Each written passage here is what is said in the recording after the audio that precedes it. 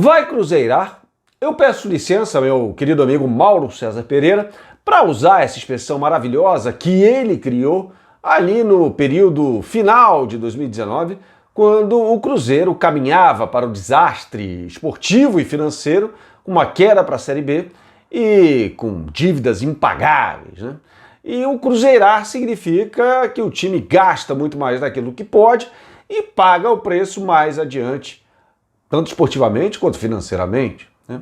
E o Corinthians vai cruzeirar? Afinal de contas, de acordo com o repórter André Hernan, da TV Globo, Roger Guedes vai chegar ao clube num contrato de 5 anos, mais um reforço. Roger Guedes. Antes de desenvolver o assunto, eu tenho 2 recados para você. O primeiro deles, entre aqui embaixo e clique no link do site da Agastur Viagens para fechar uma viagem para o exterior, para o Brasil, ou fechar o seu pacote para a Copa do Mundo do Catar 2022, com acesso ao estádio, ou seja, ingressos para o melhor setor, ou seja, hospitality, os camarotes, né? E também hospedagem de primeira. Fale com o seu agente de viagem e diga, evidentemente, que você conheceu a Agastur Viagens por meio do canal do Bernardo Ramos. O outro recado é para você entrar aqui no site do professor de guitarra e violão Átila Reis. O canal no YouTube está aqui também, com vídeos super legais dele ensinando a tocar. Se inscreva lá também, por favor. E no site você vai marcar uma aula gratuita de guitarra ou violão com o Átila e depois vocês vão se acertar aí para estimularem, né, uma periodicidade maior no aprendizado, né? E aí, por consequência, você vai aprender a tocar aquele som bem maneiro, tá bom? Nossa, Bernardo, mas você está criticando o Corinthians pela contratação de um jogador que estava no exterior, repatriando um jogador? Sim, nas condições financeiras em que o Corinthians se encontra, sim.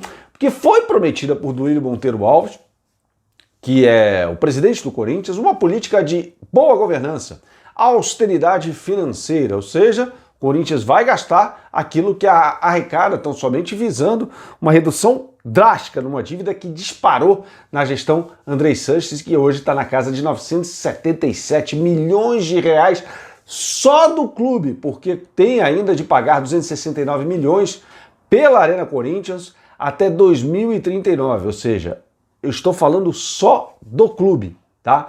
Sendo que deste valor aí de 977, 588, essa quantia de 588 terá de ser paga no período de 1 ano, ou seja, uma dívida que vence no curto prazo.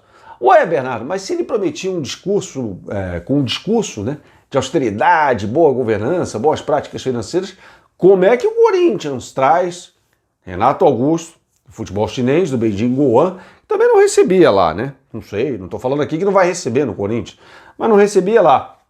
E não jogava desde dezembro. Juliano, jogador que até bem pouco tempo, e eu estou falando num ciclo até a Copa do Mundo de 2018, fazia parte da seleção brasileira, né? Jogou no Fenerbahçe, estava no Oriente Médio, e agora está trazendo o Roger Guedes e pode trazer o William. Da onde tem o dinheiro? Gente, é o seguinte, o Corinthians claramente deu um bico, literalmente, a linha lateral, mas aquele bico bem dado lá para a arquibancada, na Arena Corinthians, para o último setor ali, no leste e no oeste, no plano de austeridade financeira, né?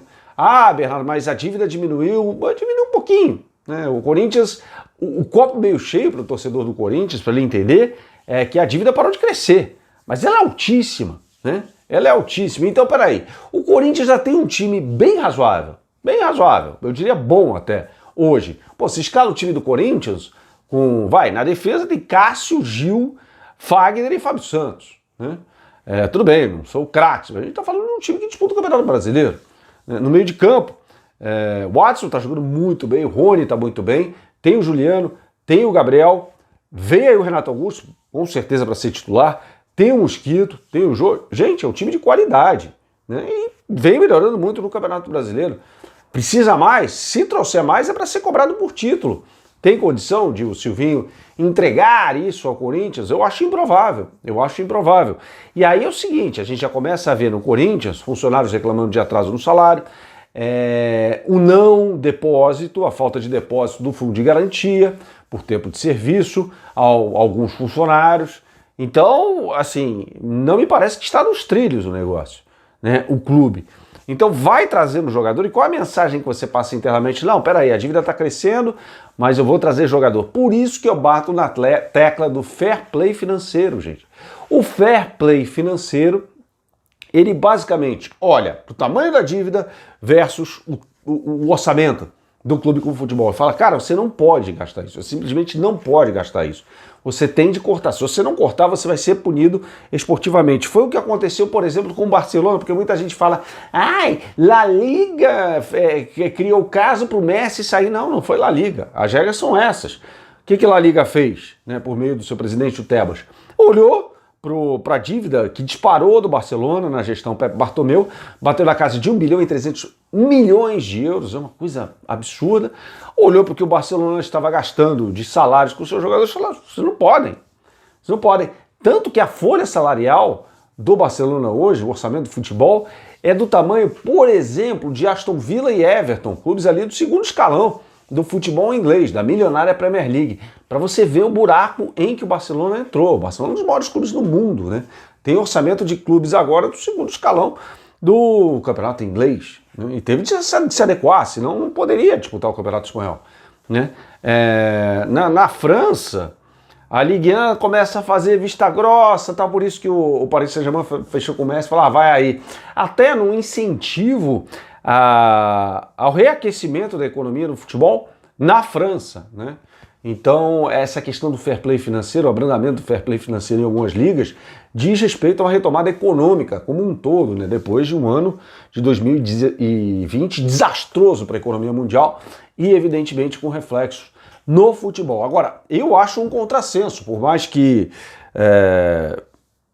eu celebre a volta de grandes jogadores, o que não é o caso do Roger Guedes, ao futebol brasileiro. Agora, o clube tem que gastar aquilo que ele pode, né? Senão vira doping financeiro. E aí, meu camarada, não é justo. Como é que faz com aquele clube que cortou na própria carne durante anos, montou times horríveis para entrar num trilho financeiro, num trilho de boa gestão, de boas práticas de gestão financeira? Como é que faz? É justo isso? Não é?